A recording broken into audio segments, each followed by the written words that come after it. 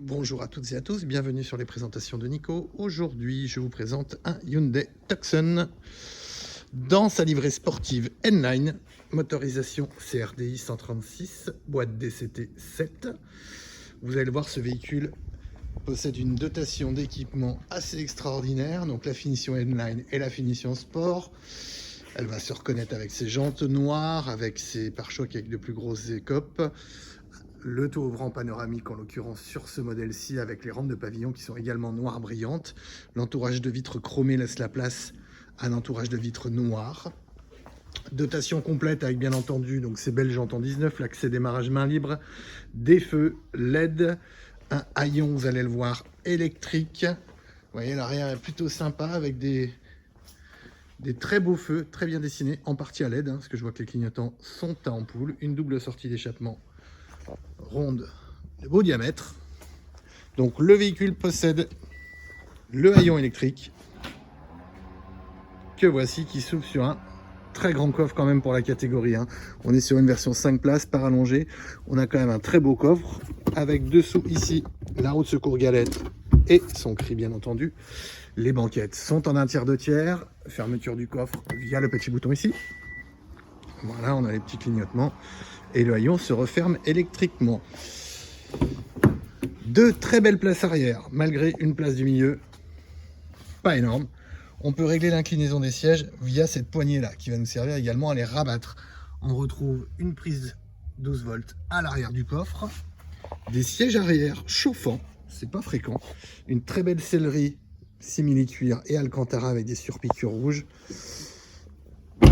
qui souligne l'aspect sportif de cette finition N-Line. Donc le siège passager est également électrique, tout comme le conducteur, vous allez le voir. Une très belle planche de bord aussi, donc avec un simili-cuir avec surpiqûre rouge également. Une finition très sympa. L'AIFI est signé Krell. Les seuils de porte Tucson également. La coudoir centrale, donc bien entendu cette boîte automatique. DCT 7 que l'on retrouve sur ce véhicule. Les vitres arrière sont surteintées. Et je vous refais une petite revue de détail de la face arrière avec donc ce très beau béquet noir également. Vous voyez, qui est noir brillant, hein, c'est pas du noir mat. Ce petit bouton là avec la clé main libre vous sert à fermer votre véhicule tout simplement. Le siège conducteur est électrique, il possède en plus le réglage lombaire par rapport aux passagers. Les 4 vitres électriques, rétroviseur électrique et rabattable. Tac. À l'intérieur, le démarrage via le bouton start ici. Donc démarrage sans clé bien sûr. Voilà, avec un volant qui est complet en termes d'équipement. On retrouve le régulateur de vitesse adaptatif, on va gérer les différents ordinateurs de bord que l'on va avoir devant nous avec ce petit bouton là. Ici c'est tout ce qui est lié à la Wi-Fi, la radio ou la réponse du téléphone. Au niveau sécurité, maintien dans la voie, détection d'angle mort, le SP bien entendu. Ici on peut ouvrir le coffre à distance. On va retrouver également donc l'assistant feu de route. Vous voyez, je vais mettre les pleins phares et j'ai ce petit voyant vert, ce qui veut dire que les codes phares se gèrent automatiquement. Je vais pouvoir bien entendu gérer tous les réglages du véhicule, confort, etc. Vous voyez, par exemple, donc assistance du conducteur, réactivité SC, l'avertissement de franchissement de ligne, la sécurité dans la file, l'avertissement d'évitement de danger. On a tout un tas d'aides à conduite sur le véhicule. Voilà. Directement, et puis donc je peux aussi avoir donc mon compteur kilométrique classique, la boussole, la navigation. Vous aurez un fléchage avec le GPS qui est ici si toutefois vous le transférez là. Voilà, avec donc le GPS que l'on peut avoir bien entendu en grand, comme ceci. Boîte de vitesse tout à fait classique, grille classique PRND avec R pour la marche arrière, caméra 360, donc ça plutôt très bon point. Neutre, tout simplement le point mort, drive pour circuler. Il me suffit de passer le levier sur la gauche pour être en séquentiel, donc en manuel, vous voyez.